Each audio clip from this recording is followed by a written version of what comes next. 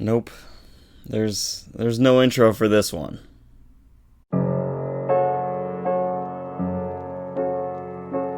Hey guys, it's Truth Hero, and welcome back to another My Hero Academia chapter review. Now, we'll be discussing chapter 236, and this is what, in my opinion, is the darkest chapter in all of the Boku no Hero Academia manga. I mean, we've had some dark things before. There was Toga's backstory, and the child abuse concerning Eri in the Chisaki arc, but nothing compares to this. Nothing compares to, spoilers, Shigaraki murdering his entire family.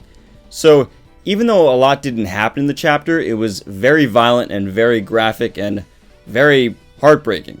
So, I'd like to cover the chapter as a whole and the heaviness of it and the implications in Shigaraki's development from Tenko to a villain, as well as note a few things for the future of this arc. So, let's dive in.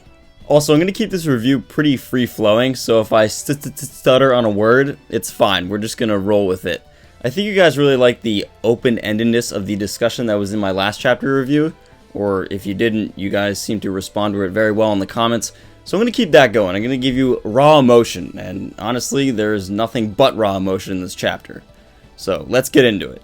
So the first thing I want to touch on is Hana-chan. Now, I think it's really adorable and so sad and endearing that she actually goes out to apologize to Tenko and say, listen, I know it wasn't you that wanted to see the photograph, it was me, and I was just scared of our father and his punishments, and honestly, who wouldn't be? We read the last chapter, so I'm sorry I blamed it on you.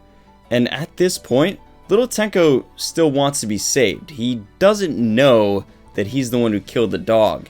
So when Hana-chan sees this scene and finally realizes that there's a dead dog and she freaks out, I would too, I think it's really cool that Tenko still reaches after her. He says, stop, I still want to be saved. And this to me notes that right now it's still Tenko. It's still a confused child. He hasn't yet crossed over to being the villain Shigaraki, which he does at the end of this chapter. Little Tenko just wants his sister by his side, and it's really sad that in the end, he still has no one. There's a theme in this chapter about not knowing, an almost juvenile naivete, if you will. Tenko thinks it's some horrible villain that's attacking him and his family, and that's why people are disintegrating. But by the end of the chapter, he certainly knows it's him, and in fact he's quite proud. He describes it as a wave of pleasure that washes over him when he's finally killing his father, and that stressful burning itch is no longer there.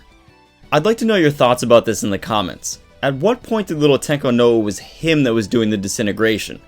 I mean, he's confused as he's looking back on this on the flashback as an adult, as Shigaraki, and I think it's definitely or obviously when little Tenko moves in to kill his father, but I actually think little Tenko figures it out right after he kills Hana-chan.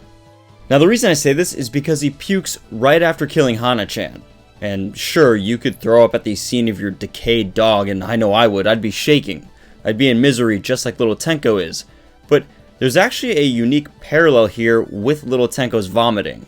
He also throws up a bit later on when All For One shows him his family members' hands. And to me, this is a huge sign that little Tenko knows he is the murderer. Now he has to confront the fact again. In seeing his family members' hands, he relives those memories and the fact that he's the one who committed such a heinous murder. Now, Shigaraki is a cold stone killer and he can pretty much disintegrate huge crowds of people, no problem, and without any remorse. He even tries to kill children of Class 1A in the very first arc. But at this point in the flashback, little Tenko doesn't gain any pleasure from killing, and then he realizes it's him that's actually doing it. He acts just how any kid would act if they didn't want to kill but accidentally hurt their best friend or even worse, murdered their sister. This is why he's so distraught when he realizes he killed Hana-chan. At first he was confused, his dog was disintegrated and he's crying from the abuse his father put him through, but now he's throwing up, and this is a true sign that he realizes it's him and what he's doing on some level, even if he can't control it, is truly wrong. I think this is also why he didn't lunge at anyone else besides his father when killing them. He might have gone for that hug with his mother, which we'll get into, but I know he said, I hate everyone, but I don't think he truly did. He wanted to embrace his mother, and his grandfather and his grandmother, yeah, he might have hated them, but I think he just wanted them to stick up for him against his father. He didn't want to kill them. And this is why it's so important at the end when he finally stands up and lunges at his father, because that's true murderous intent and hateful rage overcoming Tenko and turning him to Shigaraki. Before we move on to level 2 of this tragedy, I want to note one thing about Shigaraki's quirk. We see this with Hana-chan's dress and a little bit with the mother and I guess the grandparents when it travels away from Tenko, but he's always had the ability to disintegrate something without directly touching it.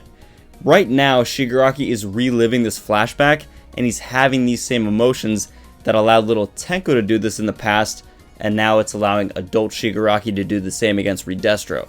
So it's just something to keep in mind, because in this arc the League of Villains are awakening their quirks, but it's not like they're actual power-ups or super moves or their quirk is actively evolving. I think everyone's just digging deeper because of emotion and truly unlocking the full potential of their quirk that was always there, just not tapped into yet.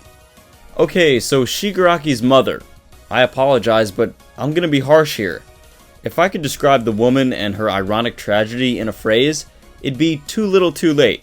Sure, she supported her son's dreams of being a hero kind of secretly, and eventually told her husband to stop hitting him, but she should have done more for her son. I don't care, if you're a mother, it's your job to protect your child and raise them in a loving, nurturing environment, and she should have done more to stop the abuse when it started. Where was she going out to comfort Tenko when he was locked outside and his father wouldn't let him in?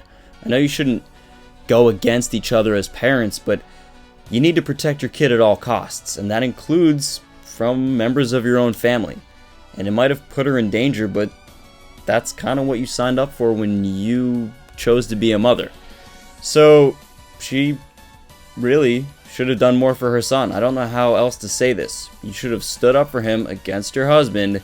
You should have supported his dreams of being a hero. In essence, you should have been his hero. But you weren't. And now we have this man named Shigaraki wandering around, and he's the strongest villain ever. So good job. And I know some of you might think I'm harsh, but the same goes for the grandparents as well. You could have stepped in too. So all this heat on Shigaraki's mom, that's on you two as well. So after I just set up what she and the rest of them could have done, this is why this scene where she finally goes to embrace Tenko is so ironic and heartbreaking. She's just too late. He's too distraught over killing Hana-chan that he disintegrates his mom and the grandparents standing behind her. I also like that it ends this way because it sets up this timeless trope for villains.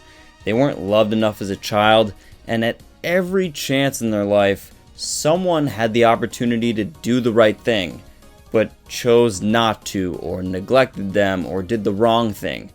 And in Tenko's life, it's easy to see why every single piece fell in the wrong way, and now we've got the villain Shigaraki. So I might not be sympathetic to Shigaraki, but as an audience, this scene where he's trying to really embrace his mother and she just disintegrates and goes right past him, it gives me a lot of sympathy for his entire backstory and situation. So, good job, Horikoshi.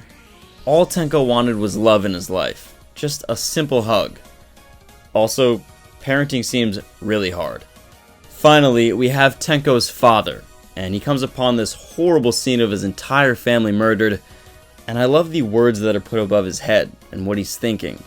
Please, from now on, let's try to live together as a happy family.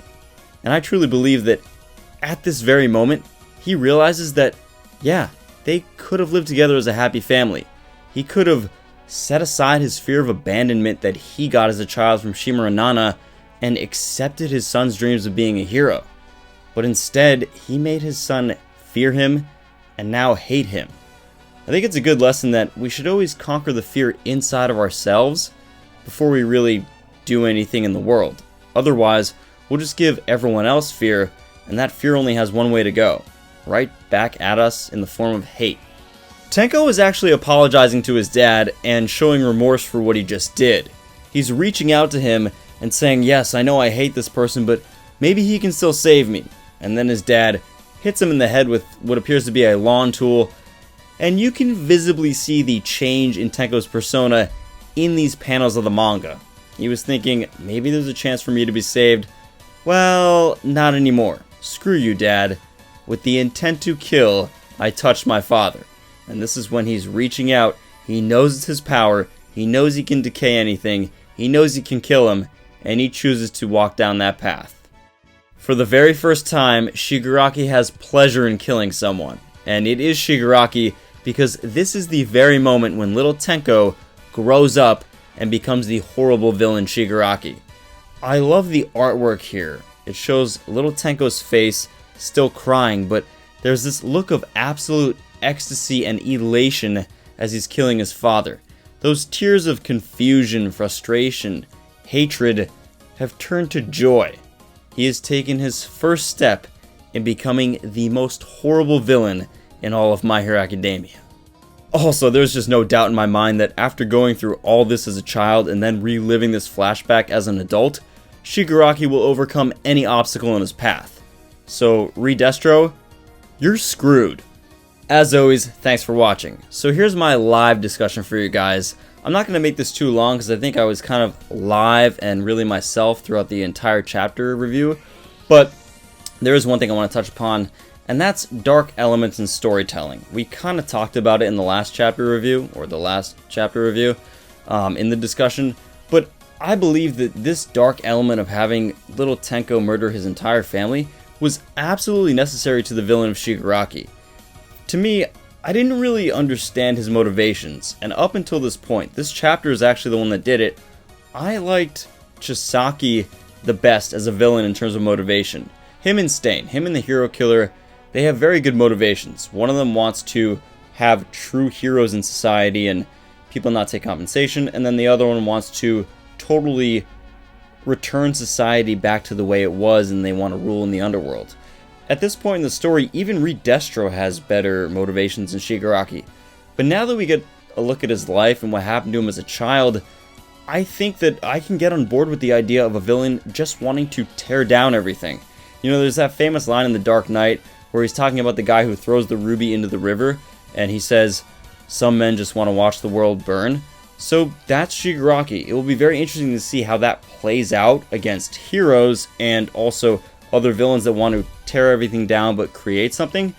But I'm on board. Bring it on, Horikoshi. Your story is going great so far, so I can only imagine that you're going to wrap it up with a nice bow at the end in a few years, or 20 years from now.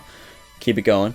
But yeah, that's about it. You know, I think before this, Shigaraki didn't have enough oomph. You know, he didn't have enough motivation for me. And now I look at him as a character where it's that line from Shakespeare where he's talking about, you know, I have to wash the blood off my hands and then I'd make the ocean red. Little Tenko and his evolution into Shigaraki, this is a truly irredeemable person.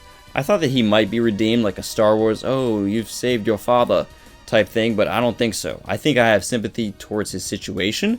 I think it's tragic, but I can't wait for Deku to kick his ass because he deserves it. So those are my final thoughts. Let me know what you think of Shigaraki and dark methods and dark ways to tell stories, dark themes in storytelling, there you go, in the comments below. I'll also be commenting something lengthy in regards to content on this channel. Don't worry, I'm fine, everything's fine here, nothing will be delayed, I don't think, or at least for too long. It actually relates to what happened in Japan. I didn't want to make a separate video on this, so I'm just going to comment it below, and then I'll put a link in the description, and if you read the comment, you'll understand what that link is for. So I thank you for the patience, and let me know how you feel about this chapter, and of course read what I have to say at the end. So until next time, plus ultra.